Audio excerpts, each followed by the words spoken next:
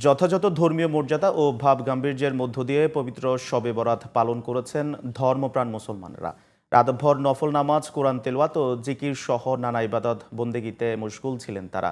মসজিদে মসজিদে শবে বরাতের নানা ফজিলত তুলে ধরেন ইমামরা। এছাড়া পাপ থেকে মুক্তি এবং দেশ ও জাতির কল্যাণময় কামনায় বিশেষ মোনাজাত করা হয়। বিস্তারিত জানাচ্ছেন মনিরুজ্জামান। শাবান মাসের ১৪ তারিখ দিনগত রাতকে বলা হয় শবে বরাত, যার আরবি লাইলাতুল বরাত। রাতটিকে কেউ বলেন মুক্তির, অনেকে সৌভাগ্যের রজনীও বলেন। তবে রাতটি মুসলিম জাহানের কাছে বরকতময় বলেই পরিচিত। মাগরিবের পর থেকেই মসজিদে মসজিদে ভিড় করেন মুসল্লিরা। ফরজ নামাজের পাশাপাশি নফল নামাজ, জিকির আজগার, মিলাদ মাহফিল ও কোরআন তিলাওয়াত সহ ইবাদত বন্দেগীতে ব্যস্ত সময় পার করেন তারা।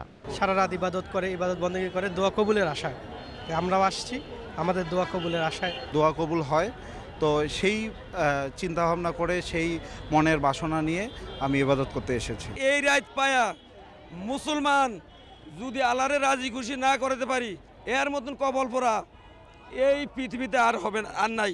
এ রাতে মুসলমানরা তাদের পাপ মুক্তি এবং অন্যায়ের জন্য ক্ষমা চাওয়ার পাশাপাশি ভবিষ্যতের কল্যাণ কামনা করে মোনাজাত করেন। তাদের বিশ্বাস, মানব জাতির জন্য আল্লাহ তার অসীম রহমতের দরজা খুলে দেন এ রাতে।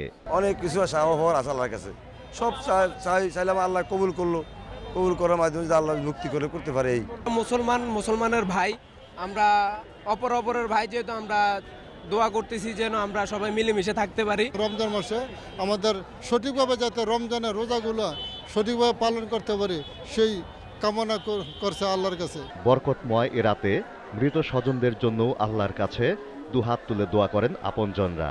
আল্লাহ যাতে সবাইকে ভালো রাখে, ওখানে তাকে মাফ করে দেয়, জান্নাতবাসী করে, এটাই আর কি আল্লাহর কাছে কামনা করি। বাবা মারা গেছে, আম্মা মারা গেছে, ওটা দেখতে আসছি, কবরটা কি অবস্থা।